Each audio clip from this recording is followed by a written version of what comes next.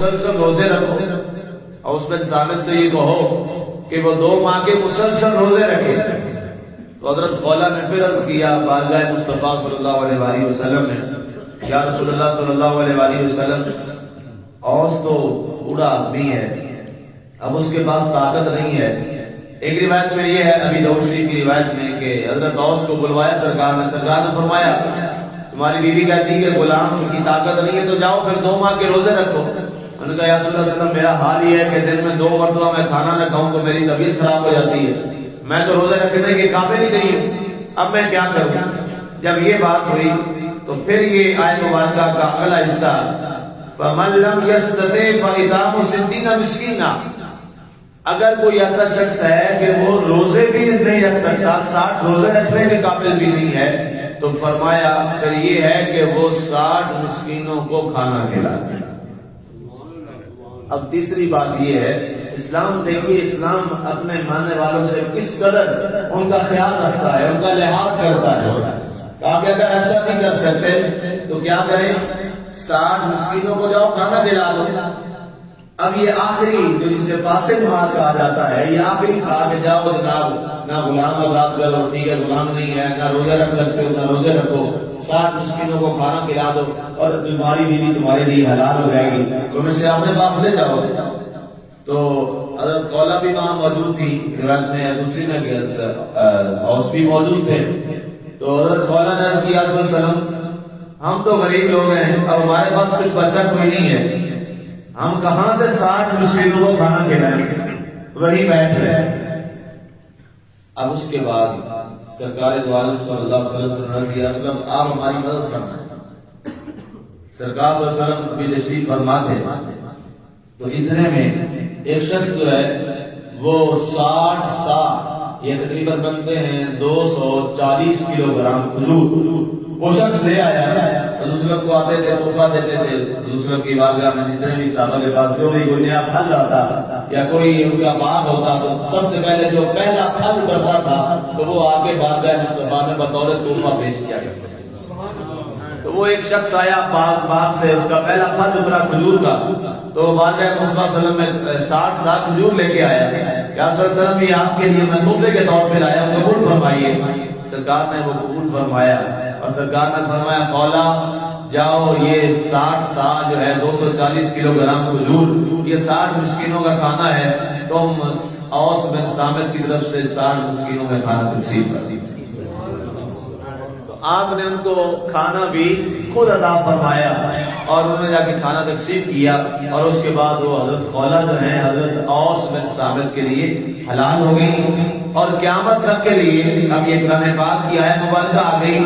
اور سب کے لیے اب یہی مسئلہ ہے کہ اگر کوئی ایسا کر بیٹھے، اپنی بیوی سے کوئی زہار کر بیٹھے، آج بھی یا جب بھی کبھی ایسا ہو جائے کہ وہ اپنی بیوی سے زہار کر بیٹھے، تو اس کا حل کا مسئلہ یہ ہے کہ جب تک یہ 3 کام نہ کر لے وہ بیوی اس کے لیے حلال نہیں ہے. تینوں میں سے کوئی ایک کام جب تک نہیں کرے گا وہ عورت کو ہاتھ لگانا بھی مرد کے لیے حرام ہے. نمبر 1 غلام آزاد کرنا. غلاموں والا تو نظام اب رہا نہیں ہے، پوری دنیا اب دارالحرب نہیں ہے، دارالاسلام بن گئی ہے. تو اب غلاموں والا سسٹم تو ہے نہیں، وہ بات تو پہلی ختم ہو گئی. دوسری بات رہ گئی 60 روزوں والی. زیادہ کرنے والا بندہ 60 روزے رکھے اور شرط یہ ہے کہ جب تک 60 روزے مکمل نہیں ہو جاتے وہ اپنی بیوی کے پاس نہیں جا سکتا، وہ بیوی کو ہاتھ بھی نہیں لگا سکتا. یہ اسلام نے کہا، قرآن نے کہا اب من قبل ان یتماسا، دونوں میں یہ بات شرط ہے کہ جب تک وہ 60 روزے نہیں رکھ لیتا اس وقت تک اس کی بیوی اس کے لیے حلال نہیں ہے. اور اگر فرض کیا کوئی ایسا آدمی ہے وہ روزے کے قابل ہی نہیں ہے، روزے رکھ ہی نہیں سکتا، کوئی ایسی کنڈیشن ہے، تو پھر اس کے لیے تیسری چیز ہے کہ وہ کیا کرے، 60 مسکینوں کو کھانا کھلا دے. تو یہ اس کی برکت سے اس جو یہ کفارہ ایسے کفارہ زہار کہا جاتا ہے، اس طرح ہے شریعت میں کفارہ زہار، جب یہ ادا کر لے گا تو اس کے بعد جو ہے وہ اس کی عورت، اس کی بیوی اس کے لیے حلال ٹھہرے گی. اللہ نے فرمایا ذالک لتؤمنوا باللہ ورسولہ، یہ اس لیے ہے کہ تمہارا ایمان اللہ اور اس کے رسول پر قائم رہے. اس لیے تمہیں بتایا گیا ہے کہ اللہ اور اللہ کے رسول پر تمہارا ایمان قائم رہے. وَتِلْكَ حُدُودُ اللَّهِ، اور یہ اللہ کی حدیں ہیں، اور اللہ کی حدوں کا لحاظ ہر مسلمان پر فرض اور لازم. اللہ کی حدود جو ہے فَلَا تَعْتَدُوهَا، فرمایا اللہ کی حدوں کو کراس مت کرو. اللہ کی حدوں کو کراس کرو گے تو پھر تمہارا حال جو ہے وہ بڑا برا ہو جائے گا. آج ہمارے حالات کیا ہیں؟ پوری دنیا میں مسلمان رسوا ہیں. اب یہ میں کئی دفعہ یہ بات عرض کر چکا ہوں کہ اللہ کے رسول صلی اللہ علیہ وآلہ وسلم کی وجہ سے اب آسمان سے ہم پہ پتھر تو نہیں برسیں گے. پہلی قوموں پہ عذاب آتے تھے نا، آسمان سے پتھر برسے ان پر. کبھی یہ ہوتا کہ پوری قوم کو اٹھا کر نیچے زمین پہ گرا دیا جاتا، کبھی یہ تھا کہ کالی آندیاں سرخ آندیاں چلتی اور ان کے سارے مکان ہی تباہ کر دیتی اور ان کے مکان ان کی قبریں بن جاتے اور پوری قوم ختم ہو جاتی. ہم پر وہ عذاب نہیں آنے. اب وہ والے عذاب آسمان سے تو ہم پہ نازل نہیں ہو گئے، اللہ نے وعدہ کر دیا اپنے حبیب سے، لیکن اس کے علاوہ سزائیں تو آئیں گی، اور وہ سزائیں آج مل رہی ہیں پوری دنیا میں مسلمانوں کو. پوری دنیا میں 54 یا 56 جو ممالک ہمارے بنتے ہیں، 56 ممالک میں کوئی ایک مسلم ملک دکھا دیں جہاں پہ سکون اور امن. کوئی ایک مسلم ملک، کوئی ایک ایسا مسلم ملک جو غیروں کے تلوے نہ چاہتا ہو، عیسائیوں کے، کوئی ایک ملک ایسا بتا. ہمارے مرکز جو ہے، ہمارا مرکز مسلمانوں کا جو مرکز ہے، اس کے جو رکھوالے ہیں، ہمارے مرکز کے حرمین کے جو رکھوالے ہیں، سب سے زیادہ وہ تلوے چاٹتے ہیں امریکہ کے. تو کیا عزت رہے گی مسلمان کی؟ کیا حیثیت رہے گی مسلمان کی؟ آپ اور ہم میں ہمارا حال دیکھ لیں. روزانہ سنتے نہیں ہو ٹی وی پہ IMF مسلمانوں کی تو نہیں ہے، عیسائیوں کی ہے نا، یہودیوں کی. ہم اس سے جا کے روزانہ ہاتھ پھیلا کے مانگتے ہیں. ہم ویسے بڑا کہتے ہیں عیسائی چوڑا ہے تو ادھر نہ دو، اور جب ہماری روزی روٹی تو یہ چوڑا ہی پوری کر.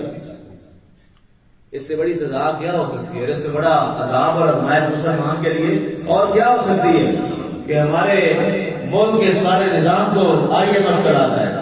وہ فیصلے کرتا ہے کہ آپ کا بجلی کا ریٹ کیا ہوگا، وہ فیصلہ کرتا ہے آپ کی اشیاء نوش کا ریٹ کیا ہوگا، وہ فیصلہ کرتا ہے آپ کے پیٹرول کے ریٹ کیا ہوگا، آپ کے گیس کے ریٹ کیا ہوگا، وہ فیصلہ کرتے ہیں. تو کیا ہم آزاد غلام نہ ہو گئے؟ ہم تو غلام کہہ رہے ہیں.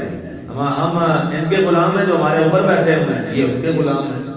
گھر کا ابا کسی کا متحد تو پتر کہہ نہیں میں تو متحد نہیں. تو یہ کیا ہے؟ یہ سزائیں ہیں اس کی جو ہم نے اللہ کی حدوں کو پار کر رکھا ہے، اللہ کی حدوں کو پار کر رکھا ہے. اور یہ ہمارے لیے بڑا افسوس والا مقام ہے. پرسوں درسوں مجھے ایک صاحب بتا رہے تھے کہ وہ وہاں پہ گئے، یہ جو گردوارہ بنا یہ راہداری ہے ناروال میں یہاں پہ،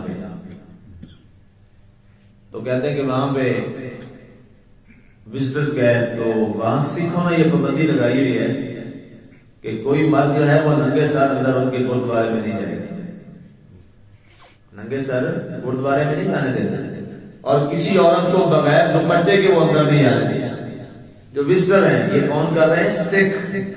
اور کہتے ہیں صاحب کہتے ہیں سکھ ایک نے عورت کو دیکھا، مسلمان عورت، جیسے حالات ہیں کہ بال کھلے ہوئے، دوپٹہ سر پہ کوئی نہیں اور بےہودہ لباس، تو وہ سکھ بولا ارے وہ اپنے روایت پنجابی کو نہیں چھوڑتے. کہتا کہ مسلمانوں تسی بہت ہی جدید ہو گئے، دوپٹہ ہی سڑ دیتا. کتنی شرم والی بات. اس کو سکھ کہتے ہیں، کافر ہے جی، اس نے جہنم میں جانا ہے. ہم ٹکٹ لے کے آئے ہیں کہ ہم نے جنتی ہے. اور یہ سکھ تو جہنمی ہے، یہ سکھ تو جناب چوڑا ہے. یہ چوڑا کہہ رہا ہے مسلمان عورت کو، دوپٹہ ہی تو نے اتار دیا. آپ اندر ہمارے گردوارے میں نہیں جا سکتی، باہر آپ پھریں، پہلے وہاں سے دوپٹہ لیں پھر اندر جائیں. یہ کون کر رہا ہے؟ سکھ کر رہا ہے. یہ آپ جا کے وہاں دیکھ لیں، پتہ کر لیں. ننگے سر آپ کو نہیں جانے کے اندر. یہ جو ابھی یہ راہداری والا یہ بنا ہوا ہے کرتارپور راہداری، آپ جا کے دیکھیں، وہاں پہ دیکھیں تو کتنے افسوس کی بات ہے. اقبال رحمۃ اللہ علیہ تعالیٰ اسی کو کہا تھا نا، بزا میں تو تم نصارا تو تمدن میں فنوج. کہتے تمہاری بزا کو جو ہے وہ نصارا والی ہے، عیسائیوں والی، تمدن تمہارا ہندوؤں والا ہے، وضع میں تم نصارا تو تمدن میں حدود، یہ ہیں وہ مسلمان جن کو دیکھ کے شرمائیں یہودی شرما جاتا ہو، یہ مسلمان، یہ مسلمان ہے۔ ہم مسلمانوں نے یہ بدقسمتی ہے، ہم نے اللہ کی حدوں کو تار کر دیا، اللہ کی حدوں کو تباہ کر دیا، اور پھر حال ہم کہیں نہیں، ہم جو بھی کریں ہم پہ رحمتے ہی رہیں، رحمتے ان سے کوئی نہیں ہونی۔ یہ رب کے بڑا واضح نشان۔ اللہ فرماتا ہے تم نے مجھے بلا دیا کہ میں بھی کوئی ہوں، تو پھر میں نے بھی تمہیں بلا دیا کہ تم بھی کوئی ہو، پھر لے آؤں گا میں ایسے۔ کئی ایسی آیات کی تفسیر میں پہلے عرض کر چکا ہوں۔ اللہ فرماتا ہے کہ مسلم قوم جو ہے، اللہ کے رسول نے فرمایا یہ دین سے ہٹ جائے گی تو فرمایا ان کی اصلاح کے لیے میں غیر مسلموں کو ان پہ مسلط کروں گا، میں غیر مسلموں کو ان کی اصلاح کے لیے ان پر مسلط کروں گا۔ آج بتائیں ہم پر کون مسلط ہے؟ عیسائی، غیر مسلم آج ہم پر مسلط ہیں، اور ہم ان کے ٹکڑوں پہ پلنے والے ہیں، ہم سارے ان کے ٹکڑوں پہ پل رہے ہیں۔ شرم ہمارے لیے، شرم و حیات سے بڑی ڈوب بننے والی کیا بات ہے؟ اس لیے اللہ کی حدوں کی حفاظت کیجیے۔ ہم سارا نہیں کر سکتے، اپنے حد تک، اپنے گھر تک تو کریں، اپنے گھر تک تو کریں۔ یہ افراد سے معاشرہ بنتا ہے، افراد سے محلہ بنتا ہے، گھر بنتے ہیں۔ یہ پہلی چیز فرد ہے۔ فرد جو ہے، فرد پورے ملک کی اکائی ہوتا ہے۔